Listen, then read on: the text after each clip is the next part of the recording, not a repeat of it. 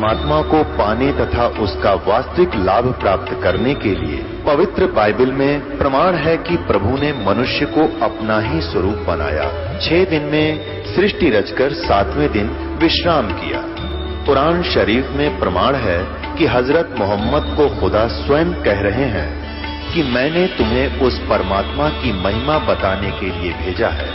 वो परमात्मा कबीर है जिसने 6 दिन में सृष्टि रची तथा 7वें दिन तख्त पर जा विराजा। उसकी खबर किसी बाखबर से पूछकर तो देखो। कृपया अवश्य सुनिए जगत गुरु तत्वदर्शी संत रामपाल जी महाराज के अमृत वचन। आपको दिखाते हैं पवित्र कबीर सागर के अंदर 600 वर्ष पहले लिपिबद्ध की गई परमेश्वर की भविष्यवाणी यानी आदेश। भविष्यवाणी तो होती है अटकलबाजी, और ये परमात्मा का आदेश वचन, जिसके वचन से सारे ब्रह्मांड चल रहे हैं, उनका वचन था ये 600 वर्ष पहले। क्या था ये देखिएगा। ये कबीर सागर है, संपूर्ण 11 भाग, खेमरा श्री कृष्णदास प्रकाशन मुंबई। ये है कबीर सागर, प्रथम खंड कबीर पंथी भारत पथिक स्वामी युगलानंद बिहारी द्वारा प्रस्कृत, मुद्रक के प्रकाशक के खेमरा श्री कृष्णदास, अध्यक्ष श्री वेंकटेश्वर प्रेस, खेमरा श्री कृष्ण मार्ग, दास मार्ग, बंबई से। ये देखिएगा बौद्ध सागर कबीर वाणी नामक चैप्टर है कबीर सागर का, 136 पृष्ठ पर। ये कई भागों में है। द्वादश पंथ चलो सो भेद। अब ये 12 पंथों की जानकारी दी है इसमें। द्वादश पंथ काल फुरमाना और भूले जीव न जाव ठिकाना। परमेश्वर ने कहा था 600 वर्ष पहले कि धर्मदास इन 12 पंथों में काल का फुरमान होगा, उसका आदेश हुक्म और उसका ज्ञान और मंत्र होंगे इन 12 पंथों में। ताते आगम कह हम राखा, वंश हमारा चूड़ामणि शाखा। प्रथम जग में जागू बरमावे, बिना भेद वो ज्ञान चुरावे। दूसर सुरत गोपाल होई, तीसरा मूल निरंजन पंथ टकसार। इस प्रकार तो ये इन्होंने यहाँ प्रथम जागू कर दिया। ये जागू नहीं है, ये प्रथम है चूड़ामणि। इसका कंप्लीट ज्ञान यहाँ दिया देखिएगा। ये बौद्ध सागर ही है और इसका चैप्टर यहाँ पर कबीर चरित्र बोध है, वो कबीर वाणी है, वो पद्य भाग है। अब गद्य भाग में लिखा है यहाँ पर 1870 पृष्ठ पे क्या लिखा है। कबीर साहब के पंथों का वृंतांत। इसमें क्या बताया है कि नारायण दास जी का पंथ प्रथम, दूसरा यागू दास पंथ और तीसरा सूरत गोपाल, चौथा मूल निरंजन, पांचवा टकसारी पंथ, छठा भगवान दास पंथ, फिर सतनामी पंथ, कमालिय पंथ, राम कबीर पंथ, परम धाम की वाणी पंथ, 11वां जीवा पंथ और 12वां गरीबदास पंथ। इन्होंने प्रथम नारायण दास लिख दिया। यह लिखना था ये प्रथम है चूड़ामणि पंथ। ये चूड़ामणि को तो उत्तम मानते रहे बाकियों को, क्योंकि नारायण दास जी ने तो कबीर परमेश्वर के मार्ग को स्वीकार ही नहीं किया था। इसको तो लिखना ही व्यर्थ है। इन्होंने थोड़ी फेर बदल कर दी। अब फिर हम आते हैं उसी चैप्टर पे। ये कबीर वाणी में आगे हम वो कबीर चरित्र बोध था, बौद्ध सागर का ही 136 पृष्ठ में हम पढ़ेंगे, अब आसानी से समझ में होगा। द्वादश पंथ काल फुरमाना और भूले जीव न जाव ठिकाना। इन 12 पंथों के अंदर जितने भी कबीर पंथ हैं ये सब काल के पंथ हैं। इनके पास कोई मंत्र यथार्थ नहीं, सतनाम का इनको ज्ञान नहीं, सतनाम बिना मोक्ष नहीं। तो ये काल के फरमान इसमें चल रहा है। आगे देखो, ताते आगम कहे हम राखा, वंश हमारा चूड़ामणि शाखा है। ये है प्रथम आगम कहे हम राखा, ये लिखना था, वंश हमारा चूड़ामणि शाखा। फिर यहाँ दूसरा लिखना था जागूदास, सूरत गोपाल, मूल निरंजन और चौथा टकसार। ये 5वां आना चाहिए टकसार। फिर जीवा पंथ, फिर सतनामी पंथ और फिर राम कबीर पंथ। अब ये परम धाम की वाणी पंथ। अभी इन्होंने 10वें तक ते लिख दिया। आगे आगे फैस होगी इनकी, भूल गए आगे। अब देखो ये साखी। अब यहाँ लिखा है 11वां है यो परम धाम की वाणी। अब ये है, यहाँ से शुरू होता 12, ये 11वां, ये 12वां। साखी भाव पर यहाँ से लिखना, संवत 1775 होई, तादन प्रेम प्रगटे जग सोई। कहते हैं कि इसमें लिखा परमात्मा ने कि संवत 1775, ये 74 है, गलती से 75 मिसप्रिंट हो गया है। आदरणीय गरीबदास साहिब जी, गांव छुडानी, जिला झज्जर, हरियाणा के अंदर। उनका जन्म संवत 1774 सन 1717 में हुआ था। ये गलती से मिसप्रिंट है। और इसमें ये कहा है कि गरीबदास का जो पंथ होगा, गरीबदास जी को भेजूंगा मैं, परमात्मा ने भेजा, लेकिन आगे चल के काल प्रवेश कर जाता है इन पंथों में। तो गरीबदास के द्वारा मेरी वाणी दोबारा उजागर होएगी, प्रकट होएगी। क्योंकि कबीर सागर में, कबीर पंथ में काल घुस गए, ये काल के दूत आगे 12 के 12। गरीबदास जी तो परमात्मा के भेजे हुए हंस थे, लेकिन आगे चल के इसमें सब काल के दूत हो गए। कबीर परमेश्वर की वाणी है, उसमें फेर बदल कर दिया उन्होंने, काल के दूतों ने, किसी भी कारण से, चाहे वो ना समझ के। तो उसकी पूर्ति करने के लिए आदरणीय गरीबदास साहिब जी के द्वारा अपनी महिमा की वाणी परमेश्वर में पुनः प्रकट करवाई सन 1727 में। जो 10 वर्ष के जब गरीबदास जी हुए तो परमेश्वर सतलोक से चलकर आए थे, बाबा जिंदा का रूप बना के। जैसे आदरणीय नानक साहिब जी को मिले, आदरणीय धर्मदास साहिब जी को मिले, ऐसे ही आदरणीय गरीबदास साहिब जी को मिले। और फिर अपने ज्ञान से फीड कर दिया उनके अंदर।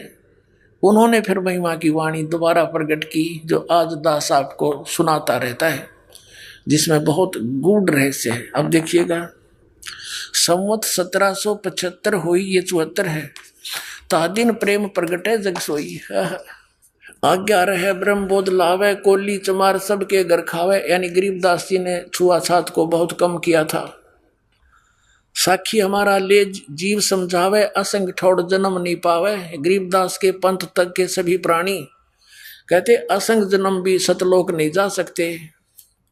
बर में पंथ प्रगट हुआ बाणी, गरीबदास जी के द्वारा जो 12वां पंथ चलेगा गरीबदास का, उसके द्वारा मेरी महिमा की वाणी प्रगट होएगी। ये हव है, हव है नहीं, 12वें पंथ प्रगट हव वाणी, और शब्द हमारे का निर्णय ठानी, अस्थिर घर का मरम नहीं पावे। ये 12 पंथ हम ही को ध्यावे। यानी गरीबदास के पंथ तक भी किसी को सतलोक का ज्ञान नहीं हो सकता, क्योंकि परमात्मा ने कहा था, धर्मदास मोरी लाख दुहाई, ये सार शब्द की तबार न जाई। और सार शब्द बार जो पढ़ी, बिचली पीढ़ी हंस नहीं तरी। फिर कहा है कि धर्मदास मेरी लाख दुहाई, ये मूल ज्ञान कई बार न जाई। मूल ज्ञान बाहर जो पढ़ी, बिचली पीढ़ी हंस नहीं तरी। और मूल ज्ञान को, इस तत्व ज्ञान को तब तक छुपाई जब तक ये सभी पंथ ना मिट जाई। तो अब तक इसको छुपा के रखना था। आगे देखो, 12वें पंथ प्रगट हो बाणी, शब्द हमारे की निर्णय ठानी, अस्थिर घर का यानी स्थाई स्थान सतलोक का वो मरम ना पावे। ये 12 पंथ हम ही को ध्यावे। फिर कहते हैं 12 पंथ हम ही चलावे, चल करावे। गरीबदास के पंथ में आगे चलकर कहते हम ही चल कर आएंगे, और सब पंथ मिटा एक ही पंथ चलावे। बोलो सतगुरुदेव।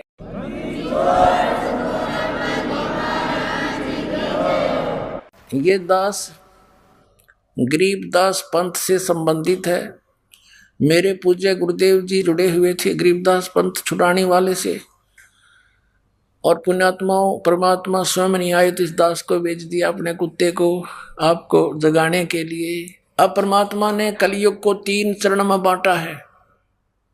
प्रथम चरण जब परमात्मा स्वयं आए थे, जब मगर से सह शरीर चले गए थे लाखों व्यक्तियों की उपस्थिति में, और अब ये बिचली पीढ़ी मध्य का चरण है, द्वितीय चरण बिचली पीढ़ी, और एक अंत। 3 चरणों में बांटा है भगवान ने। तो क्या बताया देखिएगा, 12 पंथ हम ही चल आवे, सब पंथ मेट एक ही पंथ चलावे। तब लग बोधो कोरी चमारा, फिर तुम बोधो राज दरबारा। प्रथम चरण कलयुग निर्याना, तब मगर मांडो मैदाना। कि मैं वो प्रथम चरण होगा कलयुग का, जब मगर से मैं सह शरीर जाऊंगा, वहां अखाड़ा मांडूंगा। अब यहां देखो 5550 तब ये शब्द हो गया सच्चा। जब कलयुग 5000 वर्ष 505 बीत जाएगा तब ये मेरा वचन सच्चा होगा जो आज कह रहा हूं। मैं सब पंथों को मिटाकर एक पंथ मिला दूंगा, बना दूंगा। आगे कहा धर्मदास मोरी लाख दुहाई, ये मूल शब्द बाहर न जाइए, बाहर न जाइए। जिन गलत लिखा है पवित्र ज्ञान तुम जग में बाखो, मूल ज्ञान तुम गुप्त ही राखो। देखो कितना कहा है धर्मदास मोरी लाख दुहाई। सभी महापुरुषों को जिनको मिले उन्होंने उनको ये कह दिया था परमात्मा ने कि अभी इस मूल ज्ञान को, ये मूल ज्ञान है, भूल गलत छपा है। तुम मेरी लाख दुहाई, ये मूल ज्ञान की तो बाहर ना जाई, किसी को बताइयो मत। अभी ये नीते काल के दूता का हाथ लग गया, मेरे बच्चे मुझे पहचान नहीं सकेंगे और ऐसे ये काल का दाव लगा रह जाएगा। तो पुण्यात्मा इसी आधार से आदरणीय नानक साहिब जी ने इस सतनाम का और सार नाम का किसी सिख को भेद भी नहीं दिया, उच्चारण करके सुना दिया ताकि आगे प्रमाण रहे कि मैं ये नाम जाप करता था। और वो आगे क्यों नहीं दिया? क्योंकि भगवान ने कसम दिला दी थी महापुरुषों को कि तुम ज्ञान सुनाओ सारा और भगवान की महिमा बना कर रखो। इनको सिद्धियां दे दी थी भगवान ने। इन्होंने बहुत बड़े चमत्कार भी किए कि भगवान की सती थी हमारे हृदय में कायम रही आज तक, ताकि भगवान की चाह हमें बनी रहे। और अब तक ये सब छुपा छुपो कर काल से इस तत्व ज्ञान को लाए महापुरुष। तो पुण्यात्मा इसको संभाल कर रखना। अब कल्याण करवा लो, समय आ गया है। अब क्या बताते हैं धर्मदास मोरी लाख दुहाई, ये मूल ज्ञान है। गलत से भूल लिखा है, बाहर ना जाई। फिर लिखा है मूल ज्ञान बाहर जो पढ़ी, बिचली पीढ़ी हंस नीतरी ही। परमात्मा कहते हैं 33 अरब ज्ञान हम भाखा, मूल ज्ञान गुप्त ही रखा। हमने 33 अरब वाणी बोल दी है, लेकिन ये मूल ज्ञान अभी छुपा के रखा हुआ है। अब खोलने के आदेश हुआ परमात्मा का इस दास को आदेश दिया है सन 1997 में। इस दास के ऊपर मेहर करी परमात्मा ने कि अब तू खोल दे, सारे ठा दे डूंडा। अब कहा है 33 अरब ज्ञान हम बाखा, ये मूल ज्ञान गोय माने गुप्त ही रखा।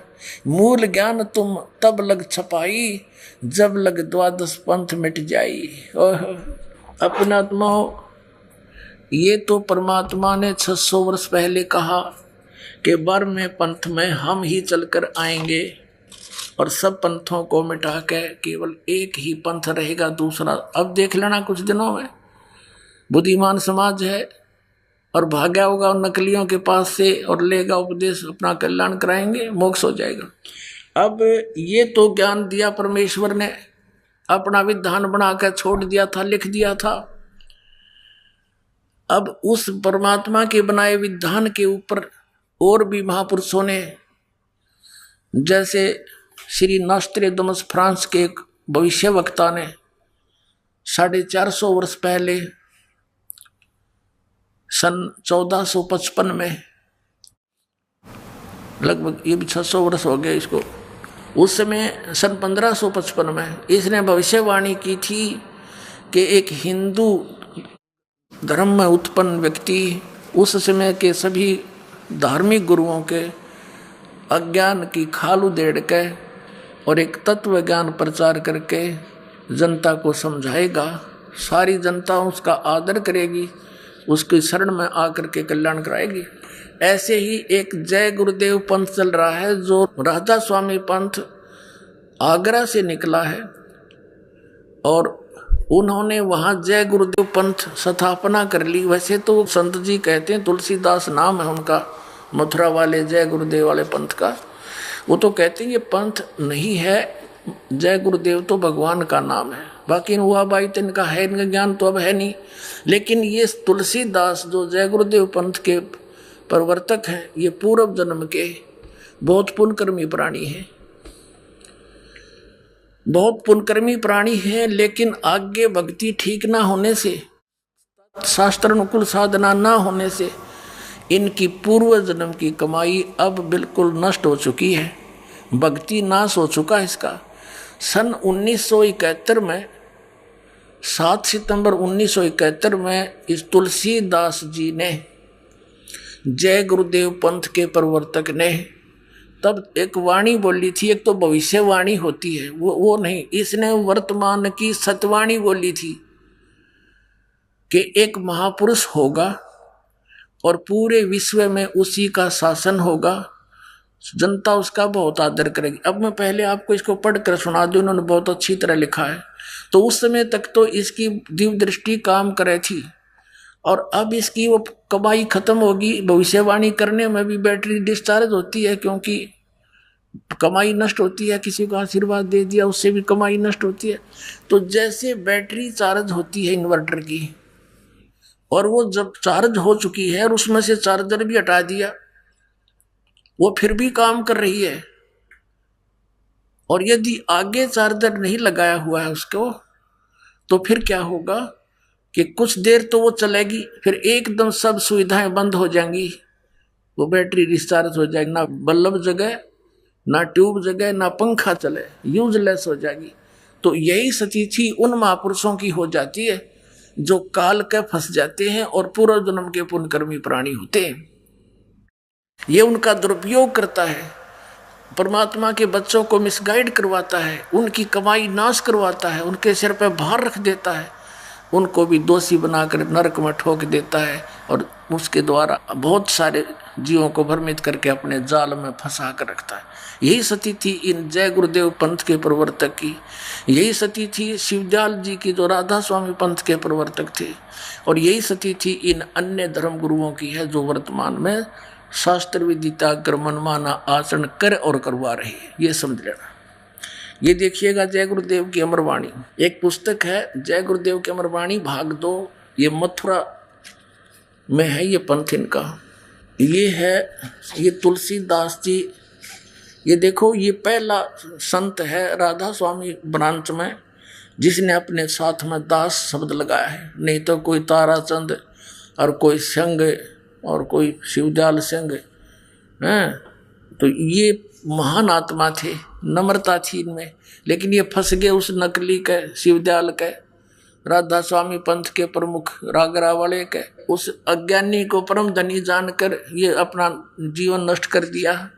वो स्वयं भूत बना हुआ है, शिवदयाल जी बुक्की में बोल रहा है, वहाँ हुक्का पी रहा है, रोटी खा रहा है, फिर बुक्की में भूतों की तरह ब्रैन मट्टी अपनी करवा ली, करोड़ों जीवों को और काल के जाल में ठोक गया। अब इसने क्या कहा, बाबा जय गुरुदेव, बाबा जय गुरुदेव जी महाराज, इसके हाथ भी गल गए हैं, इसके पैर भी गले पड़े हैं, बहुत बुरा हाल हो गया इसका, क्योंकि बैटरी डिस्चार्ज होगी, पुण्य खत्म हुए। प्रकाशक इस पुस्तक के जय गुरुदेव की अमरवाणी शाकाहारी सदाचारी बाल संघ से संकलित, प्रकाशक हैं दिव्या शर्मा, 88 साकेत कॉलोनी मथुरा उत्तर प्रदेश, मुद्रक है अर्जेंट प्रिंटर्स पुराना बस स्टैंड मथुरा। इसके हम पहले 59 पृष्ठ को आपके रूबरू करते हैं। ये देखिए, ये 59 पृष्ठ है, यहाँ पर इसने शाकाहारी पत्रिका में छपा है। ये 28 अगस्त 1971 में इन्होंने ये स्टेटमेंट दी है, महापुरुष का जन्म भारतवर्ष के एक छोटे से गांव में हो चुका है, और वह व्यक्ति मानव इतिहास का सबसे महत्वपूर्ण व्यक्ति बनेगा। उसे जनता का इतना बड़ा समर्थन प्राप्त होगा कि आज तक किसी को नहीं मिला है। वह महापुरुष नए सिरे से विधान को बनाएगा, और वह विश्व के संपूर्ण देशों पर लागू होगा। उसका एक झंडा होगा, उसकी एक भाषा होगी। ये शाकाहारी पत्रिका में 28 अगस्त 1971 में इसने ये वचन बोले। पुण्यात्माओं, 28 अगस्त 1971 को इस जय गुरुदेव पंथ के प्रवर्तक श्री तुलसीदास जी ने ये कहा, तो लोगों ने इनसे पूछना प्रारंभ कर दिया कि हे महाराज जी, वो जन्म हो चुका है उस महापुरुष का, तो कहाँ है वो, हमें बता दो, बताओ तो श्री। तो इसने फिर 7 सितंबर 1971 को फिर स्टेटमेंट दी है। ये पृष्ठ नंबर 50 पर लिपिबद्ध है, देखिएगा, इसी पुस्तक के 50 नंबर पृष्ठ पे। शाकाहारी पत्रिका 7 सितंबर 1971 को इसने क्या कहा कि वो 20 वर्ष का हो चुका है। ये देखिएगा, वह अवतार जिसका 28 अगस्त 1971 को इसने वर्णन किया है, जिक्र किया, वह अवतार जिसकी लोग प्रतीक्षा कर रहे हैं 20 वर्ष का हो चुका है। यदि उसका पता बता दूं तो लोग उसके पीछे पड़ जाएंगे। अभी ऊपर से आदेश बताने के लिए नहीं हो रहा है, मैं समय का इंतजार कर रहा हूं और सभी महात्माओं ने समय का इंतजार किया है। समय आते ही सबको सब कुछ मालूम हो जाएगा। पुणात्माओं, 8 सितंबर 1951 को इस रामपाल दास का जन्म हुआ, गांव धनाना और जिला उस समय रोहतक था, अब सोनीपत, हरियाणा के अंदर, भारतवर्ष में। और 7 सितंबर 1971 को ये दास पूरा 20 वर्ष का हो चुका था। 8 सितंबर को 21वां वर्ष शुरू हो जाता है। अब इसने 7 सितंबर 1971 को भविष्यवाणी की है कि वो 20 वर्ष का हो चुका है, वह अवतार जिसकी लोग प्रतीक्षा कर रहे हैं 20 वर्ष का हो चुका है। यदि उसका पता बता दूं तो लोग पीछे पड़ जाएंगे। पुण्यात्माओं, ये तो है उनकी, या भविष्यवाणी भी नहीं कह सकते, इन्हें तो सच्ची साच बता दी। उस समय इसकी दिव्य दृष्टि काम करे थी और परमात्मा ने इसको भेज रखा है, क्योंकि ये सभी आत्माएं भगवान कबीर साहिब के बच्चे हैं और जिनमें आज तक भी थोड़ी बहुत भक्ति की चाह और शक्ति उपलब्ध है। तो ये वो प्राणी है जो कभी पहले कलयुग में, जैसे अब वर्तमान में ये सच्चा मार्ग चला है, इसमें विचलित हो जाएंगे 2, 4, 5 वर्ष में, तो उनके इस मंत्र से इतनी कमाई इकट्ठी हो जाएगी, पूछो मत। स्वर्ग में देवता भी बनेंगे और ब्रह्मलोक में भी रहेंगे और फिर अन्य युगों में भी अच्छी राजपद प्राप्त कर लेंगे और फिर भी कुछ भक्ति शेष रह जाएगी, उसका नाश ये कलयुग में करा होगा। अब ये वही आत्माएं हैं परमात्मा की, इनको भेजा तेनो था कि तू ही बता दिए उस टाइम से जब सारा काम ठीक हो ले, कति कंडम कर दिया काल नहीं हो। उस समय तो ये सच्ची बोल गया, परमात्मा ने दया करवा दिया आपके ऊपर। देखो, इन जय गुरुदेव वाले पंथ के अनुयायियों ने कम से कम इतना तो विचार लाना चाहिए, बुद्धि से सोचना चाहिए कि ये खुद कहता है कि कोई और महापुरुष है और उससे सबका कल्याण होगा, तो उसके पीछे क्यों लाग रहे हैं? छोड़ देना चाहिए उसको। चल, इसकी बुद्धि काम नहीं करती है तो इसकी तो बैटरी डिस्चार्ज होली, यानी भक्ति नष्ट होली कति। नहीं तो ये उस दिन सच्ची बोल रहा था, आज क्यों नहीं बताता? कह दे बरवाड़ा में बैठा भाई 20 वर्ष वाला,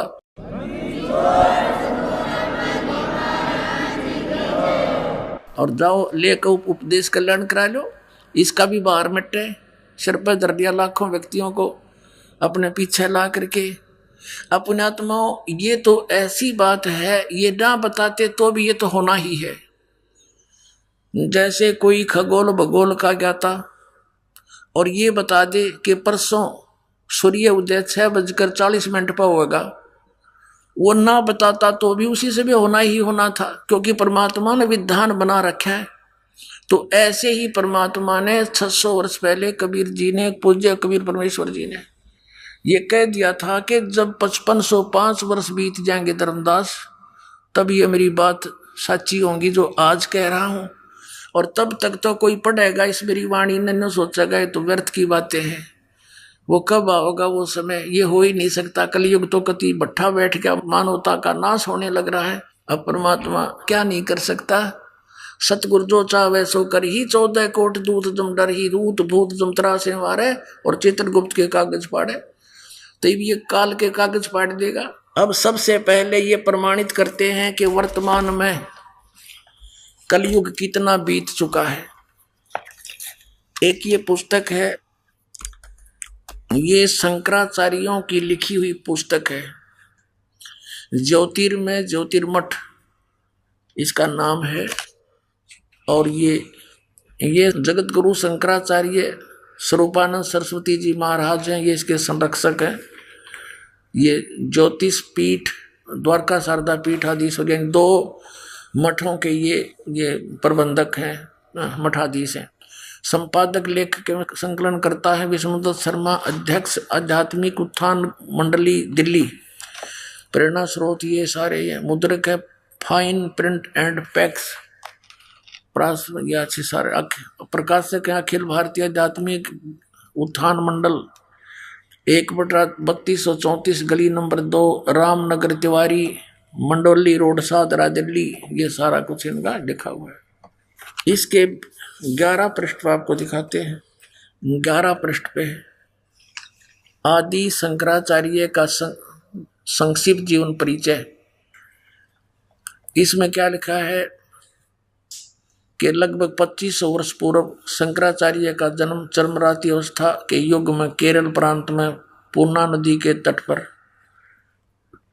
कालाड़ी ग्राम में धर्मनिष्ठ नमुद्री शैव ब्राह्मण श्री शिव गुरु व धर्मपरायण सुभद्रा के घर हुआ। अब यहाँ लिखा है गुरु परंपरागत मठों के अनुसार उनका आविर्भाव काल शंकराचार्य का जन्म समय ईसा पूर्व 508 वर्ष माना जाता है। ये जो लिखा है ना 476, ये इन्होंने गलत लिखा है, क्योंकि 32 वर्ष की आयु में शंकराचार्य जी की मृत्यु होगी थी।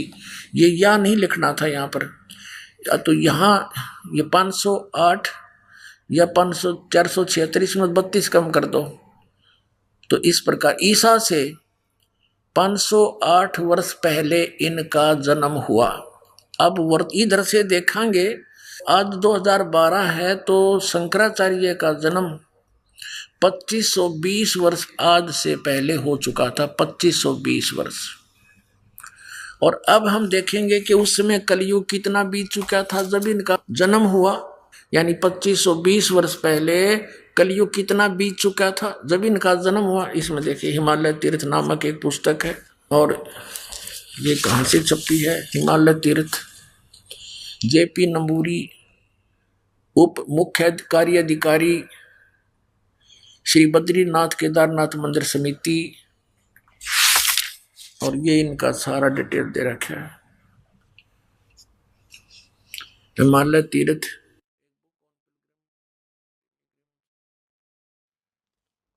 पहला प्रकाश, इसके प्रकाशक हैं रंजू चक्रवर्ती, क्षेत्र A/1, बामाचरण राय रोड, कलकत्ता, दूरभाष। ये ऐसे मुद्रक गिरी प्रिंट सर्विसेज, कलकत्ता। अब इसके 42 पृष्ठ पर देखिएगा, ये 42 पृष्ठ है। हिमालय तीर्थ शंकराचार्य के विषय में है ये सारी कहानी। ये शंकराचार्य के जन्म के विषय में कहा है। आदि केदारेश्वर के समक्ष शंकराचार्य जी की दिव्य संगमरमर की मूर्ति, ये तो अलग है। कलयुग के 3000 वर्ष व्यतीत होने पर बौद्ध मीमांसकों के मत पर विजय प्राप्ति के लिए शंकरयति के रूप में आविर्भूत होंगे। यानी जब कलयुग 3000 वर्ष बीत जाएगा तब श्री शंकराचार्य का जन्म होगा। और ये फिर कब हुआ? ईसा से 508 वर्ष पहले। अब हम नीचे से गिनेंगे तो आज से हो गए 2520 वर्ष श्री शंकराचार्य के जन्म को। और उस समय कलयुग कितना बीत गया था? 3000, और 3000 इसमें जोड़ दे 2520 में, आज 5520 वर्ष कलयुग बीत चुका है। अब हमने कलयुग निकालना है। अब कलयुग सन 2000 में कितना बीत गया? 5508 वर्ष बीत गया सन 2000 में। हम 2000 से मान लें कि 2000 से पहले 508 वर्ष पहले तो शंकराचार्य का जन्म हुआ ईसा से, तो 2000 में और 3000 वर्ष कलयुग बीत चुका था, तो 5508 वर्ष हो गए सन 2000 में। और 5505 कद होंगे सन 1997 में। 3 कम कर दो 2000 में से। सन 1997 में कलयुग 5505 वर्ष बीत चुका था। मार्च 1997 में फाल्गुन की सुदी यानी चांदनी एकम के दिन के 10 बजे वो परमेश्वर इस दास को कुछ क्षणों के लिए मिले थे और ये आदेश दे गए थे, अगठा दे ढूंढाई। अब आपको दिखाते हैं। ये नो ना सोचो पुणात्माओं, यो दास ने यो तो रहस्य भी देखा, महीना कुआ है। और ये पुस्तक एक पहले दास ने लिखी है, आध्यात्मिक ज्ञान गंगा। इसको 2008 या 9 में लिखी थी हमने, ये 2009 में। और उसी से मैं लिख रखा था, क्योंकि परमात्मा ने कहा था जो मैं तुझे मिला हूँ इसको भी कुछ दिन रहस्य रखना। 1997 में कहा था, फिर बेशक तो क्लियर कर देना। अब देखना 2005 में ही दास ने लिख दिया था, एक पुस्तक लिखी थी भक्ति और भगवान सन 2005 में। तो इस दास ने उसमें भी वर्णन कर रखा है 2005 में। और अब इसमें आपको स्पष्ट होगा, देखिएगा। आध्यात्मिक ज्ञान गंगा पुस्तक आपके कर कमलों में है और देखना इसके 538 पृष्ठ पे। ये है 538 पृष्ठ यथार्थ कबीर पंथ परिचय के। यहाँ आ जाइए। मुझ दास को यानी रामपाल दास को परमेश्वर कबीर साहिब जी संवत 2054 फाल्गुन मास की शुक्ल पक्ष एकम मार्च 1997 के दिन को दिन के 10 बजे मिले तथा सार शब्द की वास्तविकता तथा संगत को दान करने का सही समय का संकेत देकर अंतर्ध्यान हो गए तथा मुझे अगले आदेश तक रहस्य युक्त रखने का आदेश दिया था। बोलो सतगुरुदेव।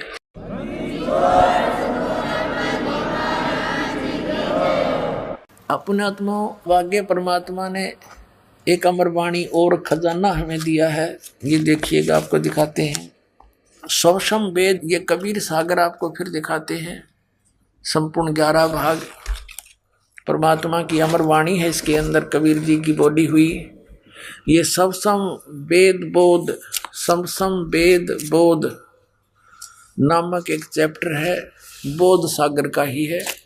इसके पृष्ठ नंबर 171 में यहाँ क्या लिखा है, परमात्मा का आदेश। परमात्मा ने क्या कहा था कि 5 सेंस और 500 यानी 5500 5500 जब कलयुग बीत जाए महापुरुष फरमान तब जग तारण को आए। होय होय, ये दास भेज दिया परमात्मा ने कि एक महापुरुष आएगा, पूरे संसार को तारेगा, उसका कल्याण करेगा जब 5500 वर्ष कलयुग बीत जाएगा। ये कबीर साहब के वचन हैं। ये यहाँ से प्रारंभ किया है दाता ने, ये यहाँ से है, ये सत कबीर वचन है। ये सत कबीर वचन है। 170 से प्रारंभ है, हम 171 पर पढ़ रहे हैं। परमात्मा के वचन चल रहे हैं कबीर जी के। अब क्या बताया है कि 5 सेंस और 500 यानी 5500 जब कलयुग बीत जाए महापुरुष फरमान जग तारण को आए। हिंदू तुर्क आदिक, अब देखो परमात्मा की वाणी कितनी मार्मिक है। हिंदू मुसलमान आदिक माने और भी, उनको पता था ये सिख धर्म ईसाई धर्म ये और नरे पनपेंगे, इन सब में जितने भी जीव हैं सब का कल्याण करेंगे। देखिएगा, हिंदू तुर्क आदिक जेते सब है, जेते जीव जहान सतनाम की साख कहे ये पावे पद निर्वाण। ओए होए, यानी सतनाम को प्राप्त करके समझ के और सभी मोक्ष प्राप्त करेंगे, मोक्ष पद प्राप्त करेंगे। निर्वाण माने मोक्ष, सबका कल्याण होगा जो इस सतनाम को प्राप्त करके मर्यादा में रहेंगे। अब कहते हैं यथा शरीत गण आप ही, जैसे परमात्मा ने कबीर वाणी में वहां बोला था कि जब 12वें पंथ हम ही चल आवे, स्वयं आएंगे। परमात्मा कबीर जी ने कहा है और सब पंथों को मिटा के एक पंथ बनाएंगे। अब इस दास को इस योग्य समझा होगा, अपने कुत्ते को अपनी पुण्यात्माओं को जगाने के लिए परमात्मा से दास ने अर्ज करी होगी, भगवान आपके साथ तो बहुत बुरा करते हैं, इस दास को भेज दो। कोई बात नहीं, मैं तो कुत्ता हूँ आपका, ठोकर खा लूंगा, लेकिन आपके बच्चों को जगा दूं, इतनी शक्ति अवश्य दे देना। तो उन्होंने दया करके इस दास को भेज रखा। देखिएगा, अब कहते हैं 12वें पंथ हम ही चलावें, सभी पंथों को मिटा के एक पंथ में लावें। उसी का यहाँ प्रमाण है कि वो सभी कैसे इकट्ठे होंगे, सच्चाई से परिचित होकर सभी पंथ और सभी ऐसे मिल जाएंगे जैसे यथा शरीत गण आप ही मिले सिंधु में धाये और सत सुकृत के मध्य तिमी सभी पंथ समाये। क्या बताया है कि जैसे सरिता दरियाएं, सरितगण बहुत सारी दरियाएं, नदी अपने आप ही समुद्र में शीघ्रता के साथ मिल जाती हैं, वो रुक नहीं सकती। ऐसे उस सत्सुकृत पंथ में, उस श्रेष्ठ पंथ में जो दास ने चलाया है, उसमें ऐसे सारे मिलकर ऐसे समा जाएंगी जैसे सरिता दरियाएं समुद्र में जाके स्पीड मिल जाती, उनको कोई रोक नहीं सकता। देखिएगा, कहते हैं यथा सरितगण, जैसे दरियाएं आप ही मिले सिंधु में धाए वेग के साथ तीव्रता से, और सत्सुकृत के मध्य, सत्सुकृत माने उस अच्छे सच्चे पंथ में, मध्य तिमी माने उसी प्रकार जैसे सरितगण मिल जाएंगी। सभी पंथ समावें, वो सारे पंथ ने इकट्ठे हो जाएंगे उसमें। जब लग पूर्ण होए नहीं ठीके को तिथिवार, और कपट चातुरी तब लग यू सब संवेद निर्धार। परमात्मा ने कहा कि धर्मदास, जब लग वो 5500 वर्ष कलयुग नहीं बीतेगा, यो ठीक का समय दर दिया, ठीक दर दी मने कि उस समय यो काम करूंगा मैं। यो ठीक माने होता है निर्धारित समय करना, क्योंकि ये बहुत पुराने शब्द हैं और वर्तमान के बच्चे इनसे अपरिचित हैं। यदि और 10, 20 वर्ष, 50 वर्ष लेट हो जाती है तो इन शब्द ग्रंथों की इस भाषा को कुछ समझनिया नहीं मिलता, क्योंकि दास का जन्म 60 वर्ष पहले हुआ था, जब सारी देसी लैंग्वेज थी अपनी, और वही इनमें विद्यमान है। तो ये दास ने अच्छी तरह पता है। जैसे कोई व्यक्ति पैसे ले जाता था हमारे ताऊ चाचा पिताजी से, और वो उससे मांगने जाते थे, उस समय रख देता था, तो वो फिर आगे समय बता देता था, महीने 2 महीने का। तो कहते थे उसने तो आगे ठीक बता रहा है, पैसे नहीं दे रहा। यानी ठीक बताना, निर्धारित समय कर देना कि उस दिन दूंगा पैसे। तो ऐसे ही ये बता रहे हैं कि जब तक मेरा यूं ठीक वाला समय नहीं आवेगा, तब तक तो ये मेरी सबसम वेद, ये सबसम वेद चैप्टर में लिखी गई है कबीरवाणी में, कि सबसम वेद सबको निराधार महसूस होगा कि वो कह रखा अब तक कुछ नहीं हो लिया और कलयुग बढ़ता ही जा रहा है। तो कहते हैं जब लग वो ठीक का तिथिवार नहीं आवेगा, समय निर्धारित, तब तक तो मेरी यह बात निराधार दिखाई देगी। और फिर आन दे वो ठीक का समय देखना। जब लग पूर्ण होवे नहीं ठीक को तिथिवार, कपट चातुरी तब लगे सब संवेद निराधार। अब कहते हैं जब तक इस समय नहीं आओगा, इतने मानव के अंदर कपट और चातुरी बहुत होगी। फिर क्या होगा? सब ही नारी नर शुद्ध, तब सब नेक हो जाएंगे, बुराई छोड़ देंगे, क्योंकि वो भगवान से डरने वाले हो जाएंगे। सब ही नारी नर शुद्ध तब, जब ठीक का दिन आवंत, यू आवंत है अंत नहीं, मिसप्रिंट बहुत कर रखा है इन्होंने। और कपट चातुरी छोड़ के सभी शरण कबीर गहनते। 600 साल परमात्मा ने पहले बोला था कि जब वो 5500 वर्ष बीत जाएगा कलयुग, तब पूरे के पूरे सभी नर नारी कति आत्मा निर्मल होएगी और कबीर साहब की शरण में आवेंगे। ये मालिक का वचन है, ये टल नहीं सकता। ये देखिए, सब ही नारी नर शुद्ध तब, और जब ठीक का दिन आवंत, कपट चातुरी छोड़ के ये शरण कबीर गहनते। सब चतुरता छोड़ के, कपट छोड़ के मेरी शरण में आओगे। परमात्मा ने कहा था एक अनेक हो गए और पुनः अनेक हो एक, अब नाना पंथ बन गए, नारे नारे धर्म बना दिए परमात्मा के बच्चों के। कहते ये सभी एक से अनेक हो गए, ये पुनः फिर एक होंगे उस टाइम। एक अनेक हव गए, पुनः अनेक हो एक, और हंस चले सतलोक को, सब सतनाम की टेक। पुण्यात्माओं, अभी तक ये नकली पंथा वाले ने राधा स्वामी वाले ठेका ले रहे हैं सतलोक का, इनका सतनाम समझ में नहीं आया क्या है। अभी दिन में आपको बताया था, सारी उनकी वो दिखाई थी हिस्ट्री, इन्हें कख भी नहीं पता सतनाम का। ये 2 अक्षर का सतनाम, जिसमें एक ओम है और एक तत्व है, सांकेतिक है।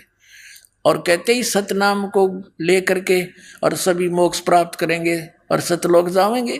इनका सतनाम समझ में ना आया, क्योंकि ये लीला थी मालिक की। जैसे आदरणीय नानक साहिब जी को भी एक कसम दिला दी थी परमात्मा ने कि तू जाप कर और अपना कल्याण करवा लो। अभी इसको किसी के सामने सार्वजनिक ना करना, नहीं तो बात बिगड़ जाएगी। ये नकली पंथा वाले का हाथ लग जाएगा। ये मूल मंत्र इसको छुपा कर रखो। और उन्होंने दृढ़ता से पालन किया उनकी आज्ञा का। किसी भी सिख समाज में उसको प्रवेश नहीं होने दिया, कहीं नकलिया का हाथ ना लग जाता। आज बैठा देते, अधिकारी ये थे नहीं, और ये नाम ये भी देते पाते, कैसे बिनता दिखाते आज दास साहब को।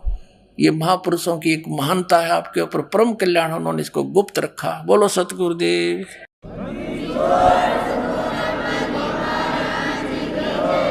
अब देखो, एक अनेक हो गए और पुनः अनेक हो एक। हंस चले सतलोक को सतनाम की टेक। यानी जिसने यू सतनाम ले लिया मर्यादा में रहेंगे तो सारे के सारे हंस बनकर, यानी शुद्ध होकर के नर नारी शुद्ध हो जाएंगे। हंस उसी को कहते जो बुराई छोड़ दे और भक्ति करे। और सतनाम की टेक से सतलोक चले जाएंगे।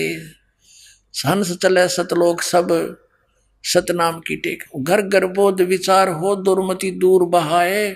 और कलयुग में एक हो के बरते सहज सुहाए। कलयुग में सभी एक हो जाएंगे। 5500 वर्ष जब कलयुग बीत जाएगा, जब एक हो के एक हवे और सोई और बरते सहज सुभाए।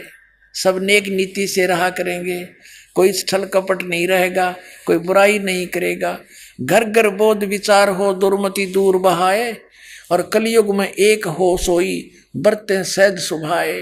पुण्यात्माओं, आप देख रहे हो बच्चे परमात्मा के इस ज्ञान गंगा पुस्तक को घर घर द्वार द्वार गांव गांव नगर नगर में बांटने जा रहे हैं। घर घर बोध विचार हो दुर्मति दूर बहाए।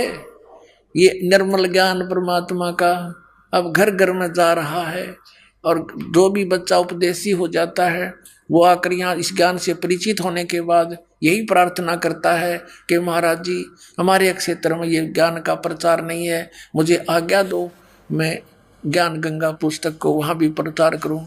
करो भाई, अपने भाई बहन सब अपने हैं। कहते हैं जीव हमारी जाति है, मानव धर्म हमारा, हिंदू मुस्लिम सिख ईसाई, भाई धर्म नहीं कोई न्यारा। अब ये परमात्मा कह रहे हैं सब एक होंगे। अब देखियो, घर घर बोध विचार हो। बोध माने ज्ञान, मेरी चर्चा, मेरा ज्ञान, कबीर साहब की महिमा का ज्ञान घर घर में विचार हो चलेगा इसका। और सबकी दुर्मति दूर बहाए। सबकी दुर्मति ये दूर हो जाएगी। आपस में लड़ाई, सास बहू की लड़ाई, एक एक पैसे के लिए लट्ठम लट्ठा, रिश्वतखोरी, पड़ोसी गेल झगड़ा, कोई दारू पी का बकवाद कर रहा है, कोई हुक्का का धुआं छोड़ रहा है, सिगरेट का, ये सब खत्म हो जाएंगे। बहुत निर्मल काम होगा। एक बार फिर से सतयुग जैसा माहौल अब कलयुग में होगा, गारंटीड बात है, ये सत्कर मान लेना। घर घर बोध विचार हो दुर्मति दूर बहाए।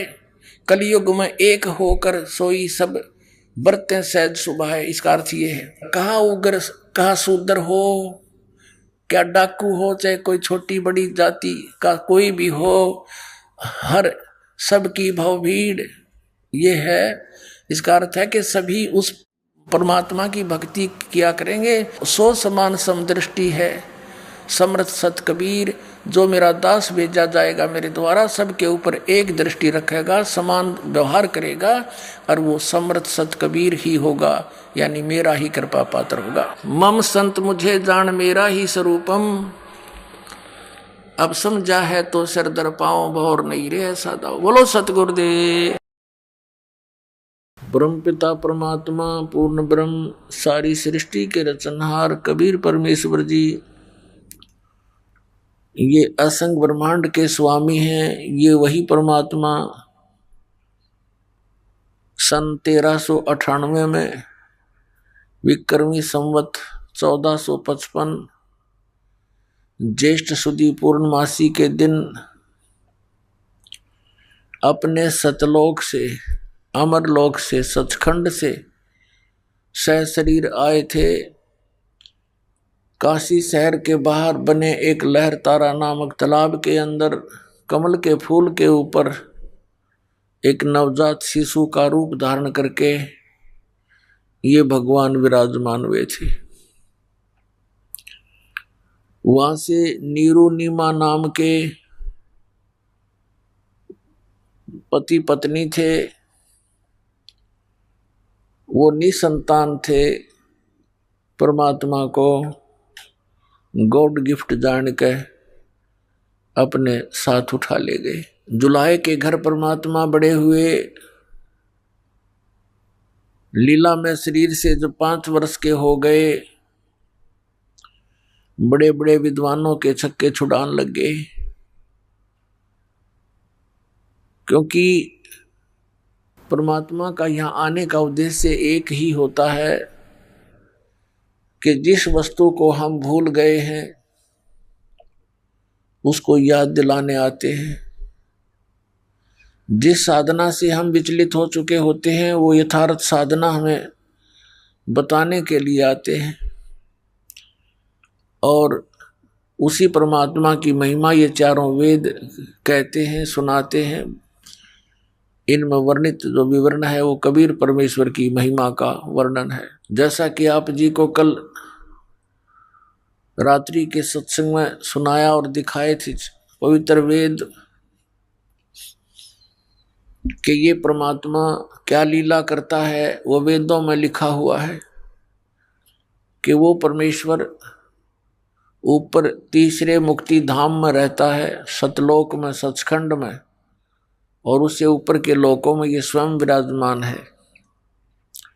वहां से गति करके प्रस्थान करके आता है, सशरीर आता है, यहाँ अच्छी आत्माओं को मिलता है, उनको फिर ज्ञान देता है, उपदेश देता है, तत्व ज्ञान समझाता है।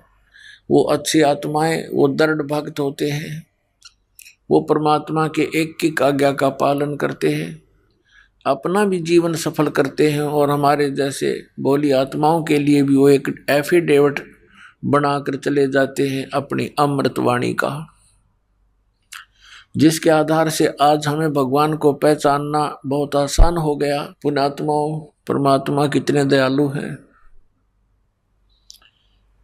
आप बालक हो, बालक का स्वभाव होता है, माता पिता कितना प्यार देते हैं, सीने से लगाए फिरते हैं,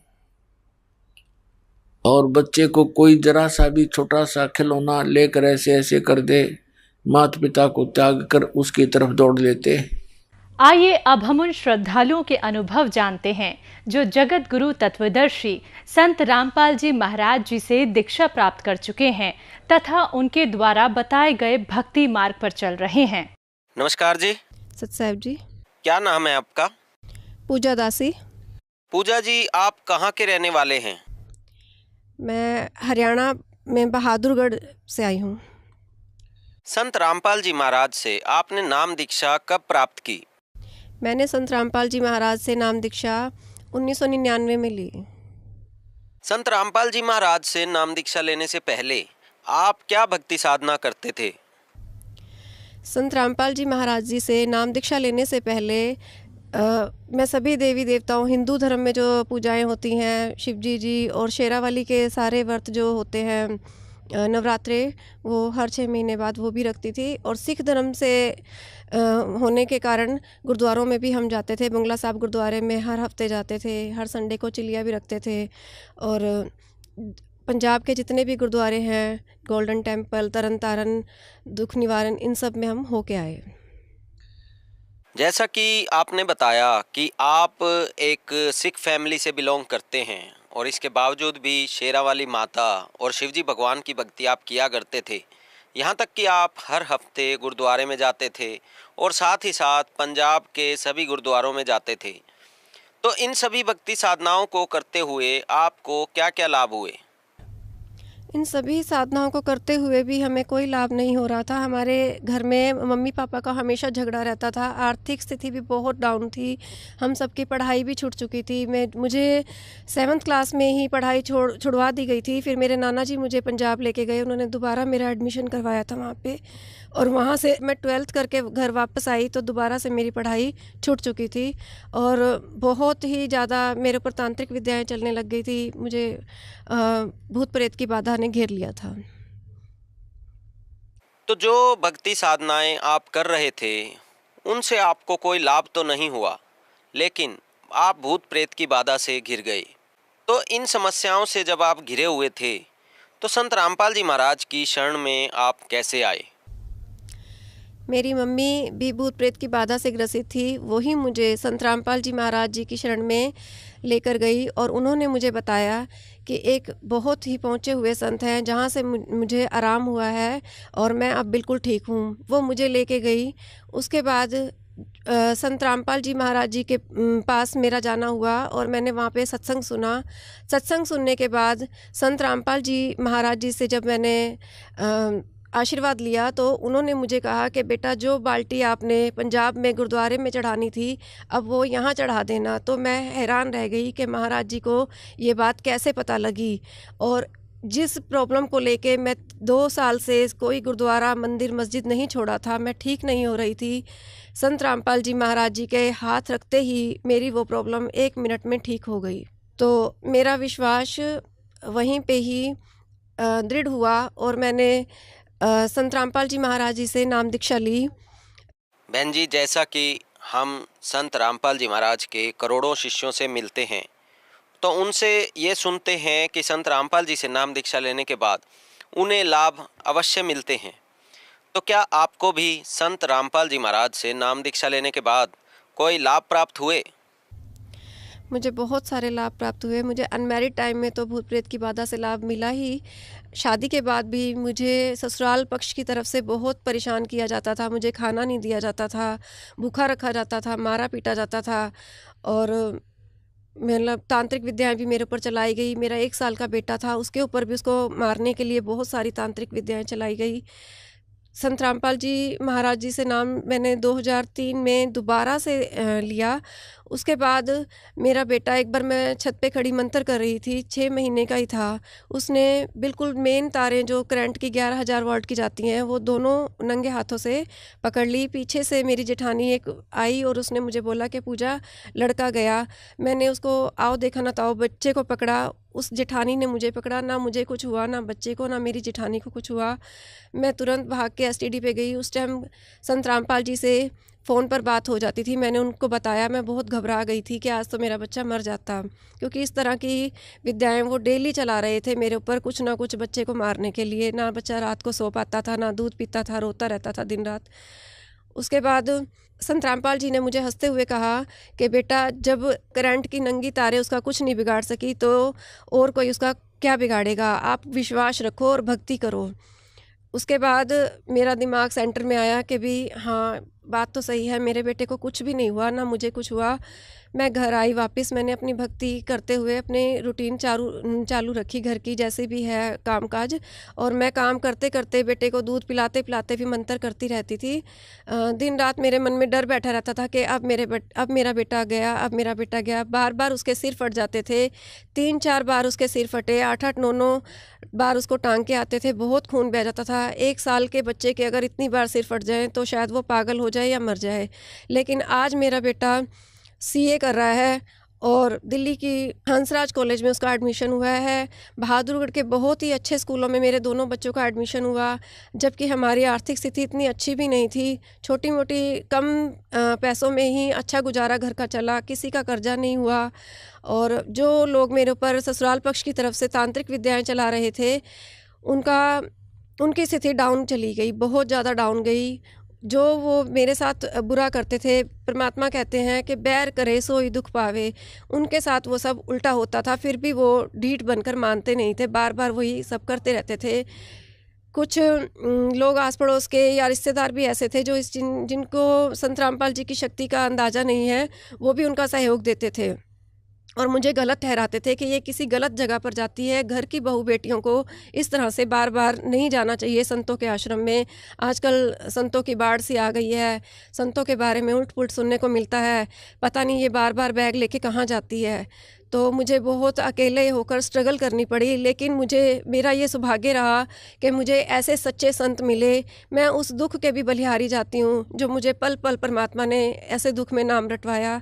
और मेरे बच्चे की रक्षा करी। उसके बाद उन लोगों की जब तांत्रिक विद्याएं चलनी बंद हो गई तो उन्होंने मेरे पति को जान से मरवाने के लिए 2-3 बार कोशिश की। एक बार तो पानीपत में किसी शादी में मेरे हस्बैंड गए थे, मुझे आंगनवाड़ी के इंटरव्यू में जाना था तो मैं नहीं गई, उनको अकेला भेजा। उस दिन मुझे आभास हो गया था। मैं पूरी रात हमारे संत रामपाल जी एक मंत्र देते हैं, मैं उस मंत्र का जाप करती रही पूरी रात बैठकर, क्योंकि मुझे आभास था कि आज कुछ इस तरह का है, कुछ गड़बड़ है। अगले दिन मेरे पति जब घर आए तो उनके गले पर चक्कू चले हुए थे, सारे कपड़े फटे हुए थे और उनको 5-6 बंदों ने उस बस में मारने की प्लानिंग की पूरी। और जब वो बचकर घर वापस आए तो अगले दिन मुझे हमारे किसी चाचा के बेटे ने आके बताया कि भाभी जी भैया ठीक हैं। तो मैं हैरान हो गई, घर के किसी बंदे ने मुझे नहीं बताया था कि इस तरह का कोई अटैक उन पर हुआ है। तो जब मुझे ये बात पता चली तो मुझे बहुत दुख हुआ और मैंने संत रामपाल जी का बहुत ही आभार व्यक्त किया कि आज मेरे पति मेरी भक्ति की वजह से बचकर उनको जीवन दान मिला है और वापस आए हैं। शायद इस बात का आज तक मेरे पति को आभास नहीं है, क्योंकि वो नाम से नहीं जुड़े हुए। उसके बाद दोबारा उनके ऊपर वो फल फ्रूट मंडी में काम करते हैं, तो वहीं पर उनको ड्रिंक पिलाकर शराब के नशे में उनको मारने की कोशिश की गई। तब भी वो 9-10 बजे के करीब इसी हालत में घर आए थे। उनका सिर बिल्कुल मार मार के टमाटर की तरह पिला कर रखा था। उस स्थिति में भी वो बचे। 6 साल पहले उनके सिर में एक्सीडेंट से कांच गया था। रात को डॉक्टरों ने उनका कांच निकाल दिया था, पट्टी वट्टी करके उनको भेज दिया था। अगले दिन भी हमने डॉक्टरों से सेटिस्फाई किया कि इनके अंदर कांच रह तो नहीं गया। डॉक्टरों ने मना किया कि नहीं, अब बिल्कुल क्लियर है। उसके बाद वो ठीक चल रहे थे। अचानक 6 महीने पहले वो कांच फूट के बाहर निकला। हमने CT स्कैन करवाया तो आधा कांच अंदर था, आधा बाहर था। तो डॉक्टरों ने उनको हल्का सा कट लगा के उस कांच को निकाला और उनकी जान में जान आई। उन्होंने संत रामपाल जी को प्रणाम किया और उनका शुक्रिया किया कि मेरे को उन्होंने खुद भी ये बात कबूली कि तेरी ही भक्ति के कारण मैं बार बार बचकर घर वापस आता हूँ। और मेरे ससुराल पक्ष की तरफ से जहाँ मुझे खाना भी नहीं दिया जाता था, परमात्मा ने उन्हीं के हाथ से मुझे 100 गज का मकान बनवाया उनके हाथ से। बाद में मेरी सास जब मैं ठीक हो गई तो मुझे खुद कहती थी कि पता नहीं मेरी कहाँ मत मारी गई थी, मैंने तुझे मकान बना के दिया। तो मैं परमात्मा को याद करके बहुत हंसती थी कि ये मुझे निकालना चाहते थे और परमात्मा ने इन्हीं के हाथ से मुझे मकान बनवा के दिया। तो परमात्मा ने जो मेरी पढ़ाई छूट गई थी तो मुझे इस चीज़ का बहुत अफसोस रहता था कि मेरी पढ़ाई पूरी नहीं रही भूत प्रेत की बाधा के बीच में। तो मैं जॉब करने का मुझे रहता था कि बच्चों की पढ़ाई है तो मैं जॉब करूं। टीचर बनने का मुझे बहुत सपना था। तो मैं किसी भी स्कूल में इंटरव्यू देने जाती थी, कोई भी मेरी डिग्री नहीं पूछता था, मुझे ले लेते थे। ये मेरे साथ बहुत बड़ा चमत्कार हुआ। मैं टीचिंग का मेरा एक सपना पूरा हुआ। मैंने 8 साल स्कूलों में भी पढ़ाया। जैसा कि आपने बताया कि संत रामपाल जी महाराज से नाम दीक्षा लेने के बाद आपको बहुत से लाभ प्राप्त हुए। संत रामपाल जी महाराज ने आपके बच्चे की जीवन रक्षा की, साथ ही साथ आपके पति की भी 2 बार जीवन रक्षा की।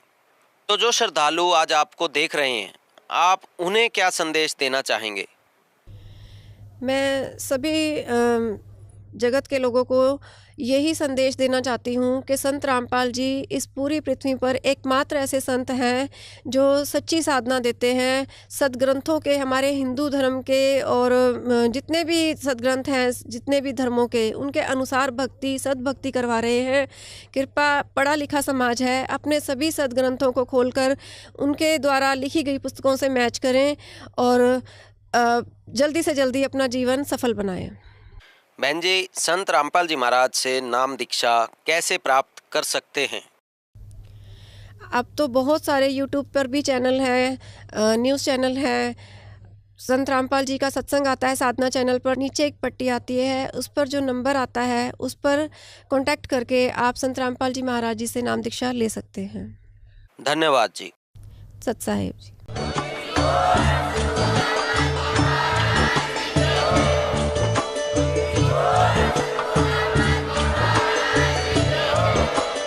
आप सुन रहे थे जगत गुरु तत्वदर्शी संत रामपाल जी महाराज जी के मंगल प्रवचन। अधिक जानकारी के लिए विजिट कीजिए हमारी वेबसाइट www.jagatgururampalji.org। संत रामपाल जी महाराज जी के शुभ आशीर्वाद से पूरे विश्व भर में 500 से भी ज्यादा नाम दीक्षा केंद्र हैं, जिन पर संत रामपाल जी महाराज जी द्वारा ऑनलाइन निशुल्क नाम दीक्षा दी जा रही है। अपने नजदीकी नाम दीक्षा केंद्र का पता करने के लिए संपर्क करें 8222880541।